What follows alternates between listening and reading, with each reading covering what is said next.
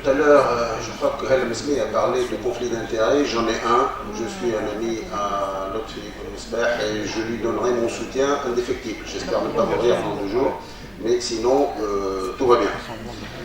Alors, je vais vous parler des prestations sanitaires de haute qualité. Un mot qui veut dire tout et rien du tout. Alors, surtout, c'est le pourquoi c'est peut-être basique, le comment c'est plus difficile. Voilà. On va essayer, comme introduction, donc on va.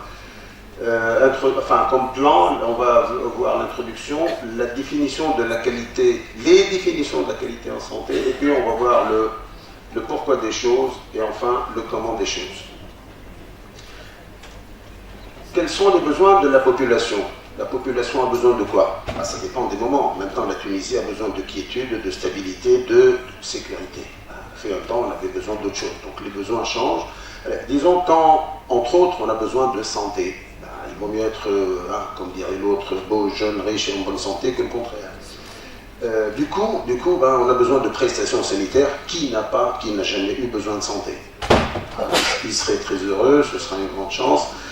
Ça n'a jamais été le cas. Et de là, puisque ce sont des prestations proposées aux consommateurs, d'ailleurs, que nous sommes aussi, de là naît le concept de lien prestataire-consommateur. Nous autres médecins, on n'aime pas trop ce terme-là, patient.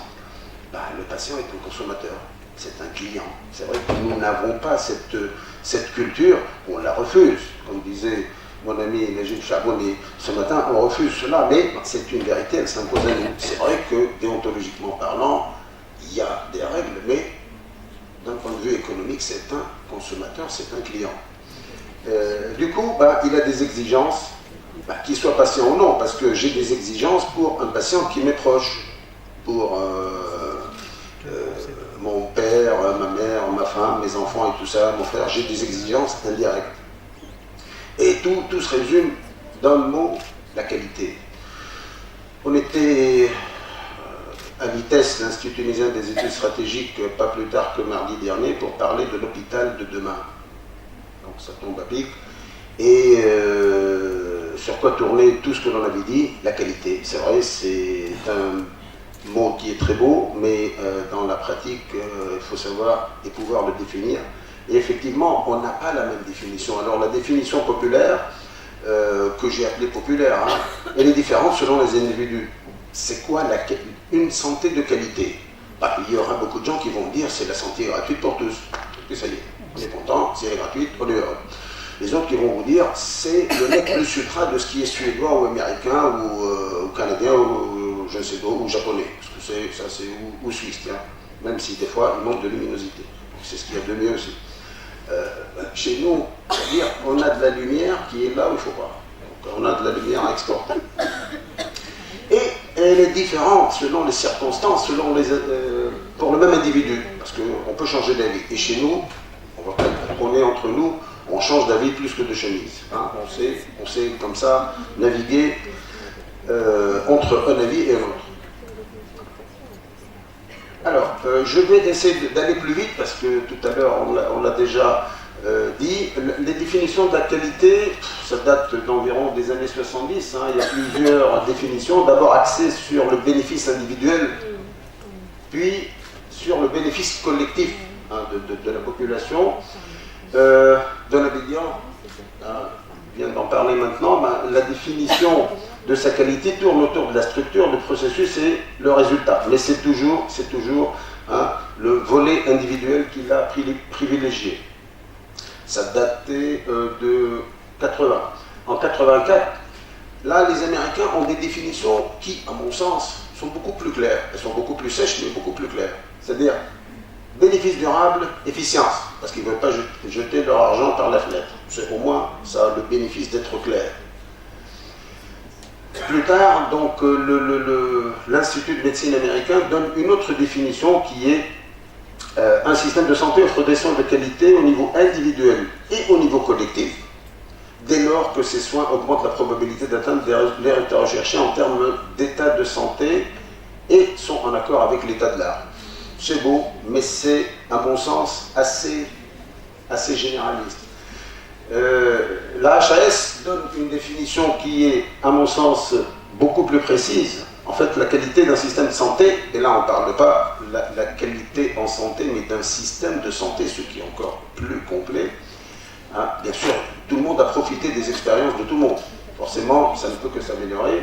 La qualité d'un système de santé augmente lorsque les soins prodigués sont aussi efficaces, sûrs et accessibles. Là, c'est le côté humain de la chose, que possible dans des conditions aussi équitables et efficientes. Et là, la HAS, elle associe l'efficience, ce qui n'était pas le cas quand on était en France pour des études. On ne parlait pas d'argent, enfin, très peu. L'OMS a donné une définition, et ce n'est pas parce que c'est l'OMS que je trouve la plus adaptée. Bon, il faut dire que c'est 2013, et puis elle a profité de toutes les autres, et puis c'est toute la planète qui y est. C'est une démarche qui doit permettre de garantir à chaque patient la combinaison d'actes diagnostiques et thérapeutiques qui lui assurera le meilleur résultat en termes de santé, conformément à l'état actuel de la science médicale, ou des sciences médicales, au meilleur coût, pour un même résultat. Ah, là aussi c'est l'efficience. Au moindre risque, on en est en plein, et pour sa plus grande satisfaction. Là, il rajoute un autre élément. Il faut qu'il soit satisfait. Là aussi, c'est à définir. Hein. Les indicateurs de mesure de satisfaction. Là aussi, on tombe dans beaucoup de... En termes de procédure, de résultats et de contact humain à l'intérieur du système de soins. Si on va établir des indicateurs pour ça, je peux vous assurer que le Parlement tunisien mettra 10 ans. Déjà qu'ils sont friands de discussion, hein, ils mettront 10 ans. Bon, on peut ne pas leur demander, ce serait plus rapide. Donc j'arrive un peu au pourquoi de la chose. Pourquoi demandons-nous des prestations sanitaires de qualité? Pourquoi? Il y a bien une cause. Alors, c'est une demande de la population. Bon, c'est pas une découverte, c'est même une exigence. Et on est de plus en plus exigeant. Pourquoi? Ben, grâce à messieurs, je ne sais pas si je peux les appeler comme ça, mais comme on dit un satellite, je dis messieurs les satellites. Ben, grâce aux chaînes satellitaires, hein, on voit tout ce qui se passe sur la planète. On ne voit pas qu'il y a des choses qui sont difficiles pour les uns et les autres, mais on voit tout ce qui marche très très très bien, et même, on l'a dit ce matin, même les exceptions deviennent la règle, et on se base dessus. Bon, ça fait partie de notre savoir. L'intérêt de l'autorité du pays, moi je préfère du pays, et c'est toujours l'autorité, quand ça marche c'est elle, quand ça marche pas c'est nous, c'est d'abord de répondre aux besoins de la population, bien sûr, sur les plans humain et éthique, le plan social et sur le plan financier. Ben, si on améliore les prestations sanitaires chez nous, ben, on peut éviter d'envoyer des gens se versionner à l'étranger. C'est déjà un gain financier et beaucoup de développement de projets sont faits pour ça. C'est pas mauvais. Une meilleure rentabilité que la non-qualité. Ce matin, Mme Kabeshi l'a dit à sa manière. En fait, la qualité coûte de l'argent quand on la met en place. Mais après, on va être gagnant, parce que la non-qualité coûte encore plus cher, et dans le sens le plus large du terme. D'abord, absentéisme, diminution de productivité, on va dire qu'en Tunisie, les gens sont déjà absents sans être malades. Bon, ça, c'est notre problème. En termes de complications, etc. Mais tout ça a des limites, parce que si on se met... Il y a eu toute une discussion, il y a quelques semaines à Sfax, pour une transplantation hépatique chez un patient qui ne pouvait bénéficier de rien. Il a suffi que quelqu'un prononce une bêtise, parce que c'était un cas dépassé.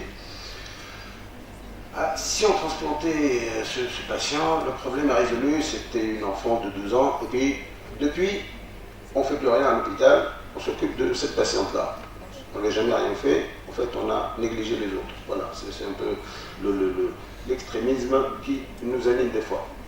Et puis l'intérêt également de l'autorité, c'est la création d'une espèce de dynamique économique. D'abord, l'offre de soins pour les étrangers, ça a été dit ce matin, c'est une entrée de devises, c'est de l'employabilité, et puis c'est le développement de l'industrie et de la recherche y afférente.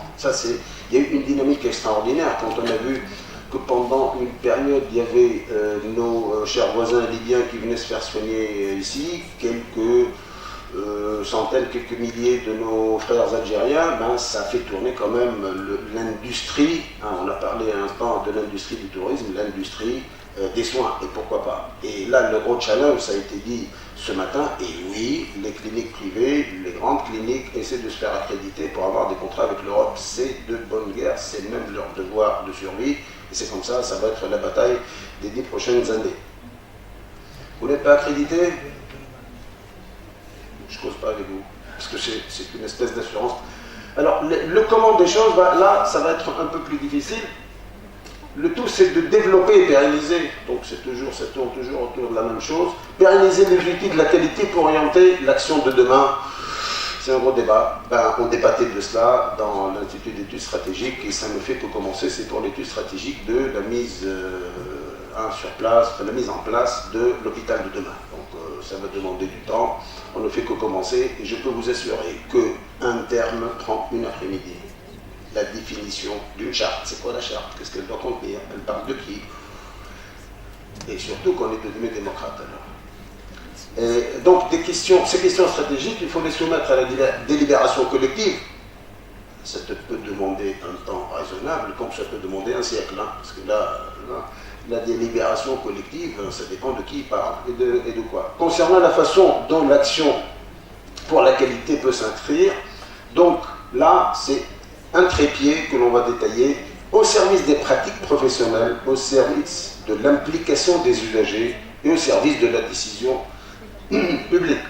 Au service de l'amélioration des pratiques professionnelles, il y a 4 points, 5 points plutôt que l'on va détailler. Le premier, c'est simplifier les outils d'amélioration des pratiques. Ce n'est pas toujours évident de les simplifier. D'abord, l'information scientifique diffusée par l'autorité pour améliorer les pratiques professionnelles. Diffusée par l'autorité. Les ministres n'aimaient pas déjà, maintenant ils n'aiment plus. Parce que quand ça marche, la population ne leur dit jamais bravo, quand ça ne marche pas, c'est toujours eux les responsables, donc c'est pas maintenant qu'ils vont s'amuser à le faire. Donc ce qui sous-entend que l'information doit présenter des garanties de rigueur, de pertinence et de transparence. C'est une obligation parce que pour le moment, n'importe qui dit n'importe quoi et on le prend pour argent comptant. Surtout le saint des saints, saint Facebook, qui est devenu incontournable et demain on va le mettre chef de tribunal de cassation peut-être, sait-on jamais. Et deuxièmement, la nécessité que les outils d'amélioration des pratiques professionnelles soient cohérents, simples et lisibles. Ce n'est jamais facile. Et deuxièmement, la simplification des procédures de certification et d'accréditation. Oh, tout le monde est content, il va dire chic, je vais être certifié, accrédité sans rien faire. Non, il ne faut pas aller très loin avec l'imagination. Le deuxième point, c'est accompagner, toujours dans l'amélioration des pratiques professionnelles, accompagner le développement d'organisations professionnelles dédiées à cela, pour que les professionnels s'approprient la démarche qualité, là aussi, c'est-à-dire c'est une participation effective des professionnels. Est-ce qu'ils aiment ou ils n'aiment pas? En général, les médecins, je suis médecin, les médecins n'aiment pas qu'on les contrôle, n'aiment pas avoir un cadre précis où ils sont à la limite, là, ils sont contrôlés, il faut cocher par-ci, par-là, ils n'aiment pas les papiers. Ils détestent ça, c'est comme ça. Alors il faut changer de culture, ça peut demander du temps. Et puis la démarche de promotion de la qualité a besoin d'interlocuteurs forts et représentatifs des demandes des professionnels. Je ne fais pas de commentaires parce qu'en général, les représentants des professions sont toujours contre ces trucs-là. Donc, en général, pas tout le temps. Favoriser une nouvelle forme de coopération entre professionnels, la répartition des tâches. Ça dépend. Si vous êtes dans le public, tout le monde vous dit tu peux faire ce que tu veux, laisse-moi tranquille. Si on est de l'autre côté, je peux tout faire. Là aussi, il faut définir le définissable et des fois ce n'est pas toujours évident. Et la nécessité d'une haute autorité dédiée à la régulation. Pour le moment, ce matin j'ai entendu que l'INA Santé était là pour ça. On verra bien. Si c'est une haute autorité de santé, j'espère bien, en tout cas, c'est pas négatif ce que je dis, mais j'espère bien, parce que pour le moment, ils sont encore un peu dépassés par la mise en place des référentiels qui est très difficile, une action très difficile. Ils ont fini la première ligne, ce qui est beaucoup, il leur faut faire le reste. Mieux valoriser la qualité pour renforcer l'articulation entre qualité et financement et qualité et régulation. On va y revenir tout à l'heure. Promouvoir la sécurité des soins, là on est là pour le faire, entre autres. Définir l'équilibre entre la normalisation des procédures et la marge d'autonomie nécessaire, parce que trop normaliser, c'est tuer la profession. Donc il faut essayer d'observer un juste équilibre, et ce juste équilibre doit surtout éviter de pomper ce qui est fait chez les autres. On doit s'en inspirer, mais pas le pomper, parce que ce ne sont pas les mêmes données, les mêmes conditions. Parce que je donne un exemple là, il me vient à l'esprit. Quand vous êtes en Amérique, ben, on le voit dans les films, il y en a eu tellement sur la médecine. Je suis dans le regret de vous informer que vous avez un cancer de machin. Normalement, sans traitement, vous avez 2 mois de survie. Avec traitement et avec plein de douleurs, vous aurez 6 mois de survie. Si vous voulez un soutien psychologique, vous pouvez prendre les adresses chez la secrétaire. Si vous dites ça en tunisien, il est déjà mort. Vous avez abrégé sa souffrance. Il est mort. Voilà. Donc ça ne colle pas. C'est une science qui marche. Chez des gens, je n'ai pas de critique à faire, mais chez nous, des fois, toute la famille est au courant, sauf l'intéressé. Là aussi, déontologiquement, c'est léger. Alors, deuxièmement, chercher une concertation lors d'une réflexion à ce sujet entre les différentes institutions et professions concernées, les représentants des patients. C'est vrai que c'est une obligation, mais chacun va tirer dans un sens et il faut que la raison l'emporte. On est obligé de le faire, on va devoir le faire et on va le faire. Bon, ça demandera plus ou moins de temps, ce sera avec plus ou moins de réussite, on verra bien. Le deuxième point, c'est comment rendre effective l'implication des usagers dans l'amélioration. Parce que jusque-là, on doit le dire, à part quelques exceptions, le Tunisien se comporte comme un consommateur.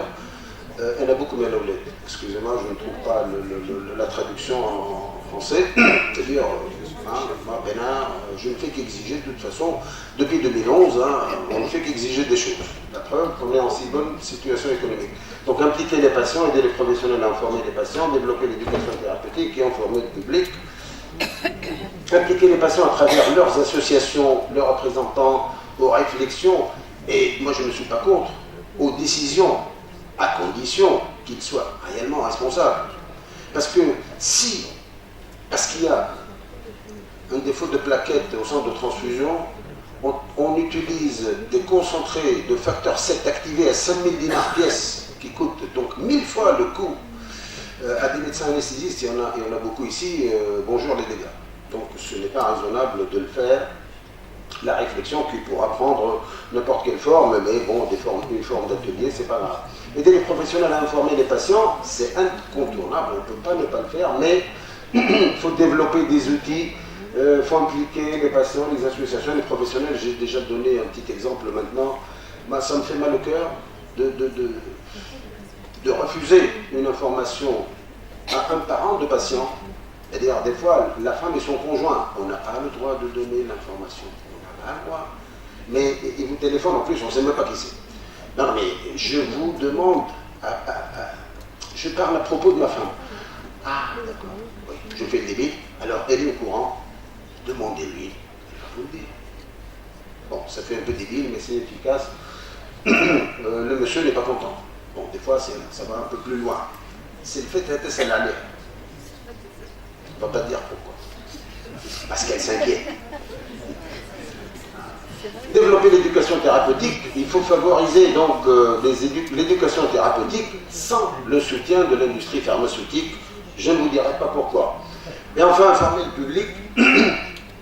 La qualité de l'information en public, j'en ai dit un mot tout à l'heure, mais ça se recoupe forcément, est un impératif, mais l'autorité doit être le garant. Et là, quelle information donner à la population? Parce que des fois, quand on donne une information, elle risque de créer une explosion. Bon, maintenant, ça devient ingérable. Vous vous rappelez quand il y a eu la grippe aviaire, et il y avait un responsable du ministère de la Santé qui a cru bien faire. Je suis certain de sa bonne foi. Il a dit, mais ils ne veulent pas manger des poules, enfin, ou des poulets, pour qu'ils mangent des œufs alors. Le lendemain, plus personne ne mange des œufs. C'était réussi. Hein, vous en rappelez tous, donc c'est vraiment ça, c'est le terme à éviter. Je ne vais pas dire qui c'est, mais en tout cas, je l'ai vu à la télé. Je connais la personne, bien sûr. Enfin, comment renforcer l'articulation entre la qualité et la décision publique? C'est un élément qui est très, très, très, très difficile. Et les cliniques privées en particulier, d'abord, déjà, on a le problème des régions. Chaque région essaie de tirer les ficelles. En quelque sorte, c'est de bonne guerre, mais bon, pour les cliniques, c'est encore plus lourd. La qualité des dispositifs d'autorisation, la régulation, etc. Bon, on va les voir une par une. Le dispositif d'autorisation, l'intégration de la qualité dans les décisions de la régulation. Qui doit définir quoi? Normalement, on va les définir par la certification et l'accréditation. On ne va pas aller plus loin. Ah bon. Deuxièmement, elle peut être améliorée par le régime d'autorisation, les équipements lourds, les besoins les activités de soins, etc. Donc, autorisation versus qualité. Vous n'aurez d'autorisation que grâce à la qualité. Deuxièmement, la qualité et la régulation hospitalière. Il faut des procédures d'évaluation et puis le volet de qualité et sécurité des soins.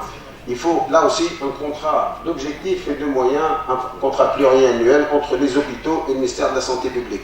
Maintenant, ce n'est pas possible puisque les hôpitaux appartiennent au ministère de la Santé. Il faut changer complètement cette organisation parce que le ministère est aujourd'hui, sans qu'il ne le décide, il est juge et partie. Donc, tant que les hôpitaux appartiennent au ministère de la Santé, ça ne marchera pas. Les affections de longue durée, bon, là aussi, il faut les discuter, les décider. Est-ce que, il y a beaucoup de gens qui disent, est-ce qu'il est normal de faire de la prise en charge de la dialyse chez quelqu'un qui a 80 ans, alors que dans certains endroits du pays, on ne peut pas traiter la plus banale des maladies. Là aussi, c'est un gros débat. Il faut savoir ce que l'on veut. Hein. Et enfin, l'évaluation médico-économique, c'est pareil, ça touche un peu ce que je viens de dire. Hein, et je vais vous abréger les souffrances. En conclusion, le débat est ouvert. Quand est-ce qu'il va pouvoir être fermé? Je suis sûr que ce n'est pas pour si tôt. Merci.